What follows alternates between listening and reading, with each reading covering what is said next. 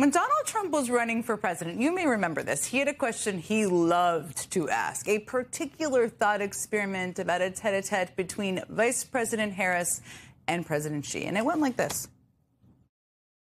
Kamala Harris is so incompetent.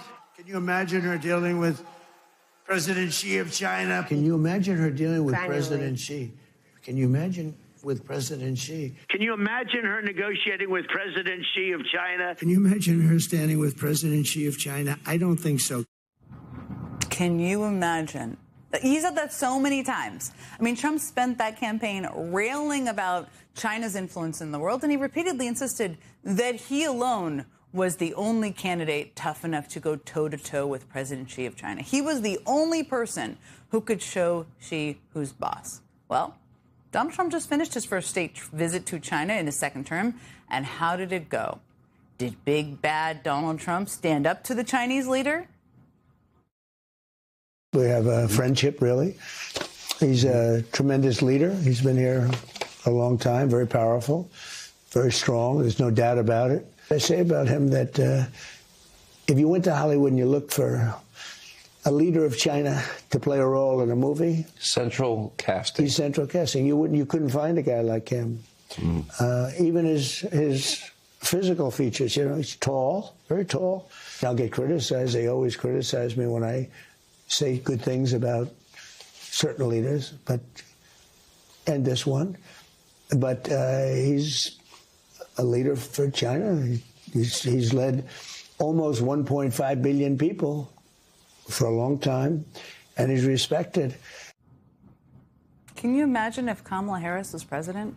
Could she lavish the leader of the Chinese Communist Party with praise like that?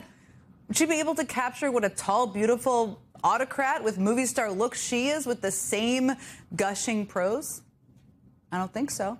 I don't think she has that in her. Okay, so Donald Trump didn't exactly put on his tough guy American first routine for President Xi as he claimed he would do throughout the campaign, but maybe that's okay. After all, Trump has just plunged our country into a disastrous and protracted war with Iran. The Strait of Hormuz has been closed for 77 days now, driving up global oil prices and forcing Americans to pay a whole lot more when they fill up their gas tanks. Maybe Trump is focused on getting President Xi's help to reopen the strait and fix Trump's big mess. Doesn't make a ton of sense, but maybe that's where his focus is. Any progress on that front? President Xi would like to see a deal made. He would like to see a deal made. And he did offer, he said, if I can be of any help at all, I would like to be of help. Because, he did say that. Yeah, he did say that. And look, anybody that buys that much oil has obviously got some kind of a relationship with him. But he said, I would love to be of help. If I could be of any help whatsoever, he'd like to see the Hormuz Strait open. He said, if I could be of any help whatsoever, I would like to help. Well, hey, I mean, even Sean Hannity sounded a little surprised there. Did you catch that? As you should be, because China has no real incentive to help end this war. But Trump says President Xi agreed to help reopen the Strait of Hormuz. Maybe something, maybe, miraculously will come out of this after all. Now, all Trump has to do is seal the deal with those trademark negotiating skills he's always bragging about. Any luck with that one? Did President Xi make any commitment to put pressure on the Iranians to reopen the Strait of Hormuz? I'm not asking for any favors, because when you ask for favors, you have to do favors in return. We don't need favors. I didn't ask him to put pressure because, you know, I don't need favors. Literally on the flight home from China, where he did the interview with Sean Hannity. So no help with the Strait of Hormuz then. Cool. I guess Trump's biggest international blunder will continue to just blunder along for now. But then again, this trip was about more than just fixing Trump's latest scripts. It was about reaffirming the U.S.'s position on big decades-long issues. Issues like China's claim over the country of Taiwan. For years now, people have been worried that China may try to invade Taiwan and take the country by force. And even Trump's immediate predecessor, the man Trump loves to criticize as weak, took a harder line than U.S. presidents had in some time. Would U.S. forces defend the island? Yes, if in fact there was an unprecedented attack. To be clear, sir, U.S. forces, U.S. men and women, would defend Taiwan in the event of a Chinese invasion?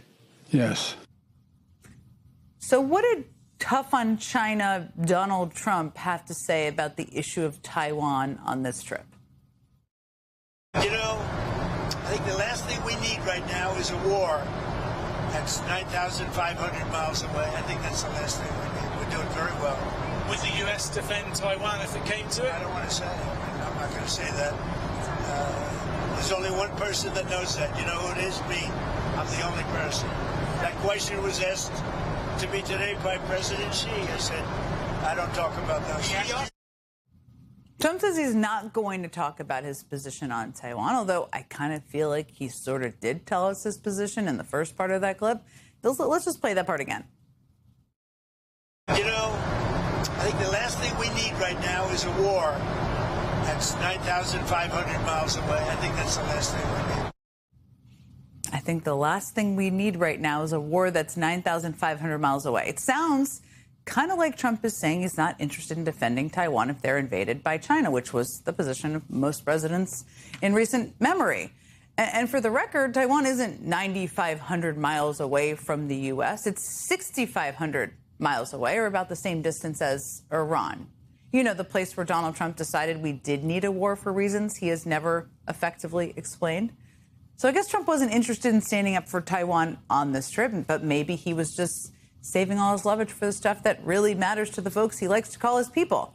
I mean, after all, Trump has spent years making big promises to parts of his base about how he would specifically stand up for them against China. Promises like this one, which Trump made on the campaign trail just a few years ago.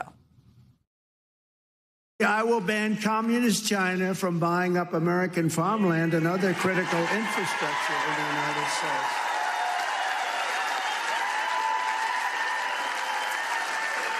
Have to do it.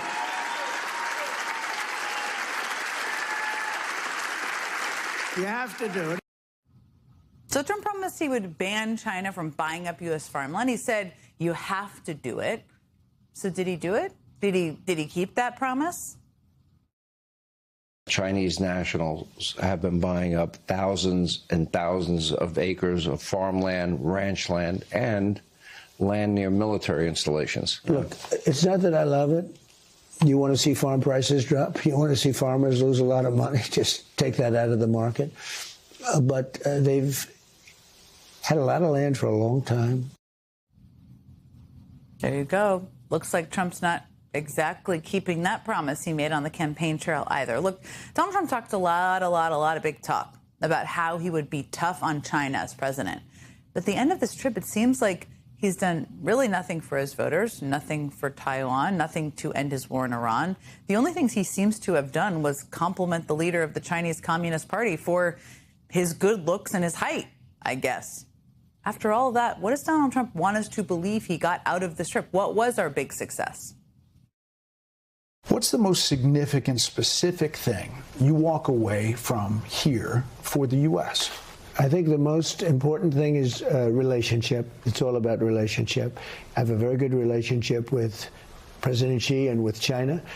And it sounds like something that doesn't mean anything, but it's everything. Can you imagine that guy sitting across from Xi Jinping? Unfortunately, we don't have to.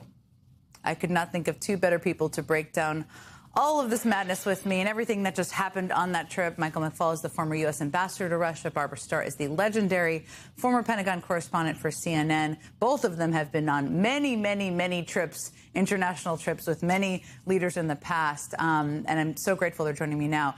Ambassador McFaul, let me start with you. I just outlined some of the biggest issues that were at stake during this visit. We talked about this late last night when the trip was still a bit ongoing. But as you looked, it's now over. What did Trump and really the United States get out of this trip? Jen, you just summarized it brilliantly. That was a fantastic laydown. And I'm so glad you reminded everybody about what he said he was going to do with China. Remember, when he first ran for president, it was all about China. China's eating our lunch. China's taking our jobs. They're doing all these horrible things to us.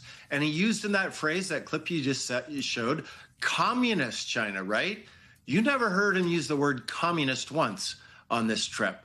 And I just think this flip is remarkable. And I hope his voters noticed it.